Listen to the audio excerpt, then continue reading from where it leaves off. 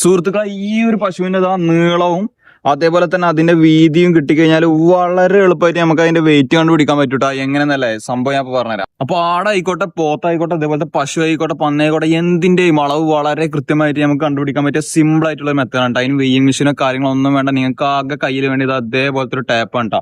അപ്പൊ നമുക്ക് ആദ്യം ഇതിന്റെ നീളം കാൽക്കുലേറ്റ് ചെയ്യുക. അപ്പൊ ഈ ലെങ്ത് കാൽക്കുലേറ്റ് ചെയ്യുമ്പോൾ നമ്മൾ ക്രോസ് ആയിട്ട് വേണം കാൽക്കുലേറ്റ് ചെയ്യാൻ വേണ്ടിയിട്ടാ. അതായത് ഇവിടെ നിന്ന് കണ്ടാൽ ഈ ഷോൾഡർ മുതൽ ഈ ഹിപ്പ് വരെയുള്ള ഒരു ലെങ്ത് നമ്മൾ നോക്കണ്ടേ. അപ്പൊ ഇതിന് പറയുമ്പോൾ 30 ഇഞ്ചാണ് ഇതിന്റെ ലെങ്ത് വരുന്നത് കേട്ടോ. 30 ഇഞ്ചാണ് ലെങ്ത് വരുന്നത്. അടുത്ത് നമ്മൾ എടുക്കേണ്ടത് ഇതിന്റെ ചുറ്റളവാണ് കേട്ടോ.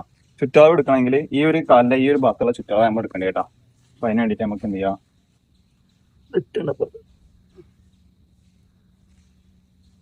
ചുറ്റളവ് അങ്ങോട്ട് വാ.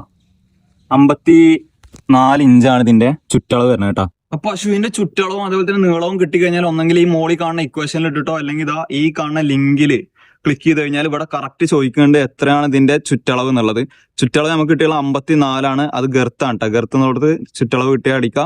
ലെങ്ത് എന്നുള്ളത് നമുക്ക് കിട്ടിയ നീളം 30 എന്നുള്ള അടിക്കുക. കാൽക്കുലേറ്റ് വെയിറ്റ് ക്ലിക്ക് ചെയ്ത് കൊടുത്തു കഴിഞ്ഞാൽ പൗണ്ടിലും അതേപോലെ തന്നെ കിലോഗ്രാമിലും ഈ ഒരു പശുവിന്റെ വെയിറ്റ് കാണാം.